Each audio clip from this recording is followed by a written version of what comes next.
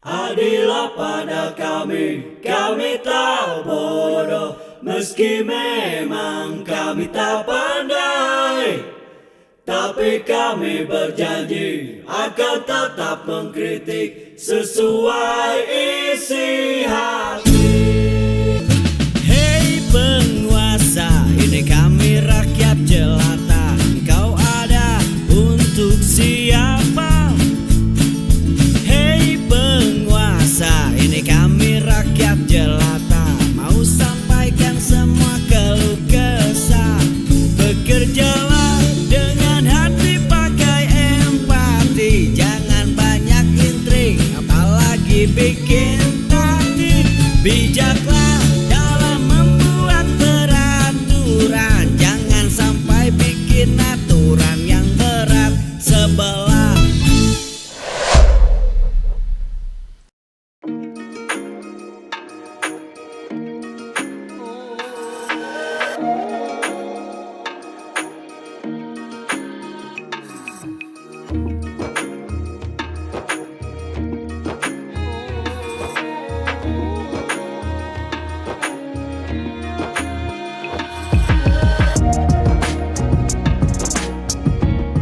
Disindir Menteri Pariwisata, akhirnya Deddy Mulyadi nyentereng dengan elegan. Baru-baru ini Menteri Pariwisata Widianti Putri Wardana seperti menyentil sikap Deddy Mulyadi yang dianggap ugal-ugalan dalam membongkar objek wisata. Menanggapi pernyataan itu, Gubernur Jawa Barat Deddy Mulyadi mengunggah video yang diduga untuk merespon ucapan Menteri Pariwisata. Kenapa dibongkar? Tata nilai keindahannya hilang, ekosistem tehnya hilang, air jatuh ke beton, turun ke sungai, banjir di Cisarua, banjir di Bekasi, banjir di kota Bekasi. Nah, Deddy Mulyadi mengingatkan bahwa Indonesia merupakan negeri yang kaya akan keindahan wisata alam mulai dari gunung, hutan, laut, dan sungai. Namun masalahnya adalah tempat-tempat tersebut kini sudah rusak dan dipenuhi sampah. Solusi terbaik agar semua tempat tersebut indah adalah dengan mengembalikan kembali seperti semula dari gunung yang hijau serta sungai yang jernih tanpa sampah.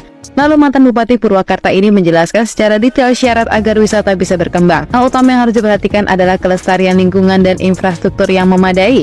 Dalam hal infrastruktur, Deddy melihat belum banyak wisata yang memasang petunjuk jalan jelas dan akses ke lokasi bukan hanya nyaman tapi juga harus aman. masyarakatnya ramah, menjaga budayanya, menjaga tradisinya, tidak berbohong, tidak menaikkan tarif angkutan. Selain itu, keamanan di sekitar juga harus dipertimbangkan agar wisata jadi berkembang. Tidak boleh ada lagi perkelahian antara kelompok atau geng motor maupun ormas, serta menindak tegas para pelaku pemungutan liar yang tidak pernah absen berada di objek wisata. Konektivitas internet juga harus diperhatikan karena bisa jadi ajang promosi gratis ketika para wisatawan bisa langsung mengunggah video di objek wisata. Banyak cara menarik wisatawan mancanegara seperti membuat harga tiket perjalanan domestik lebih murah daripada ke negara-negara tetangga. Terakhir, Deddy Mulyadi berharap agar objek wisata memiliki branding sendiri yang menjadi ciri khas bangsa Indonesia. Dalam pernyataan sebelumnya diucapkan Menpar Widianti, sikap Gubernur Jawa Barat yang langsung membongkar objek wisata di puncak seharusnya tidak dilakukan, apalagi pelaku usaha sudah mengantongi izin. Satu-satunya gubernur yang paling sering muncul di media sosial saya kira ya Gubernur Jawa Barat. KDM, Kang Deddy Mulyadi. Bapak Aing. Nah, itu ya kalau kata orang-orang para pendukung dan orang-orang yang ada di Jawa Barat. Dan tentu banyak saya kira kebaikan yang sudah dilakukan oleh Deddy Mulyadi. Hanya pertanyaannya adalah apakah kebaikan itu sudah terorganisir? Nah, ini menarik untuk kita bahas karena banyak sekali aksi-aksi beliau yang mengagetkan banyak orang. Bukan hanya warga Jawa Barat, tapi juga para stafnya, tapi juga para wali kota, bupati di Jawa Barat. Dan mungkin pemerintah pusat. Dengan Menteri Pariwisata saja kan berbeda itu. Dengan Menteri Pendidikan berbeda soal studi tour. Nah, tentu ini harus kita sikapi dengan proporsional. Hal-hal yang sudah baik yang dilakukan oleh Deddy Mulyadi yang pro rakyat jelas-jelas harus kita dukung, harus kita apresiasi. Tapi dalam beberapa hal yang riskan, rawan, kemudian menjadi aksi-aksi yang sifatnya insidental, tidak terorganisir, maka tentu dikhawatirkan ini akan menjadi blunder. Apakah ini blunder atau salah momen? Ketika publik sedang mengkritisi undang-undang TNI, Kang Deddy Mulyadi gandeng TNI AD untuk kerjasama. Nah, tentu ini seperti yang berlawanan dengan apa yang menjadi aspirasi rakyat hari ini. Tapi mari kita simak satu persatu ya, fenomena Deddy Mulyadi. Kita mulai dari postingan di Pinter Politik. Kalau pandangan kalian gimana guys? Apakah langkah Deddy Mulyadi ini sudah tepat?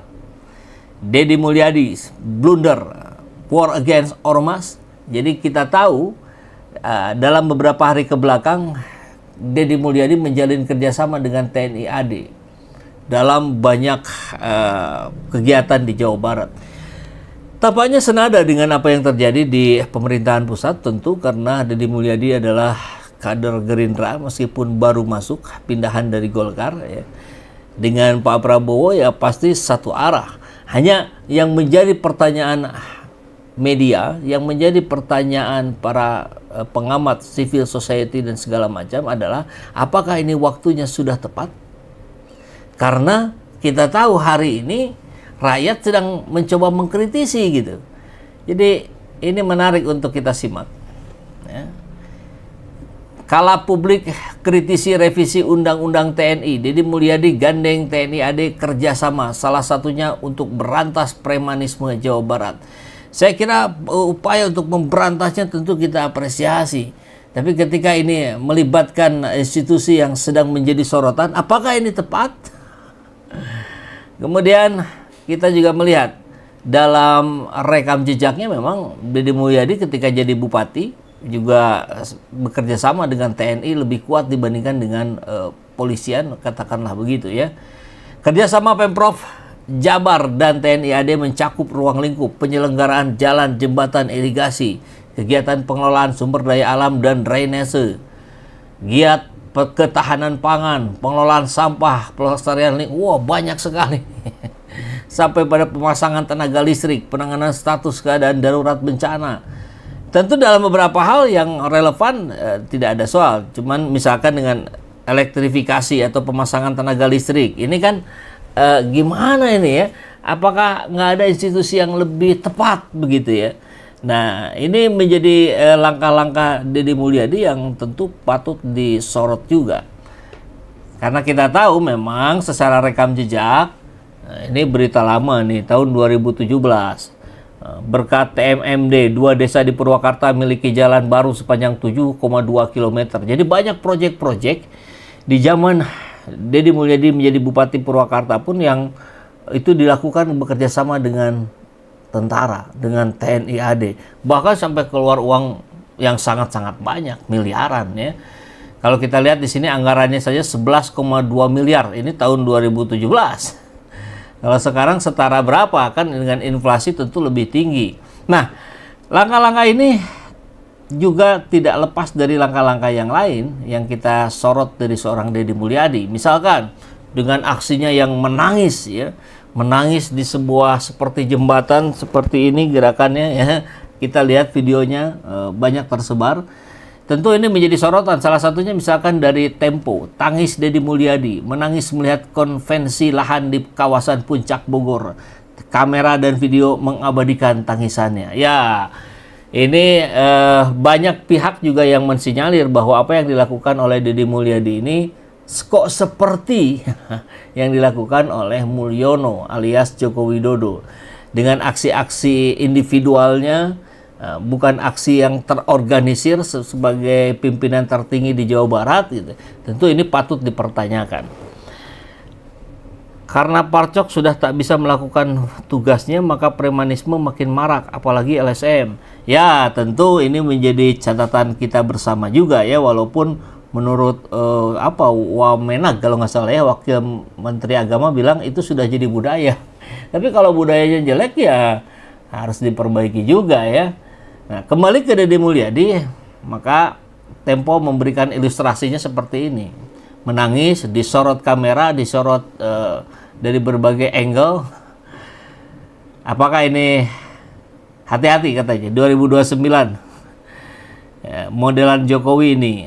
Oke, cobalah bersikap natural, jangan dikit-dikit diekspos. Saya pikir sebagai seorang pemimpin tidak ada soal, malah mungkin bagus ya, satu-satunya pemimpin yang paling sering muncul di media sosial ya saya kira Deddy Mulyadi, karena hampir semua aktivitasnya itu di kamera oleh timnya sendiri. Bahkan acara-acara penting, rapat dengan dengan bupati wali kota se-Jawa Barat, sidak ke sini, sidak ke sana dan sebagainya. Bahkan banyak media-media mengutip dari YouTube-nya Deddy Mulyadi. Saya kira ini hal yang bagus, hanya kemudian jangan terjebak kemudian menjadi aksi-aksi individual saja. Saya kira itu penting untuk kita ingat-ingat bersama, karena kita pernah ada pengalaman 10 tahun gitu. Jokowi yang luar biasa pencitraannya, tapi langkah-langkahnya tidak pro rakyat. Nah, kalau Deddy Mulyadi saya kira kita lihat sebagiannya pro rakyat ya. Walaupun misalkan dengan acara kegiatan di kawasan Puncak itu yang dihancurkan, tentu menjadi pertanyaan apakah ini beraninya karena dia ada di posisi BUMD Jawa Barat, jadi anak buahnya sendirilah begitu ya. Coba berani nggak Deddy Mulyadi ke perusahaan-perusahaan swasta? Nah, ini menjadi tantangan menarik, challenge buat Kang Deddy untuk menunjukkan bahwa dia berani terhadap siapapun.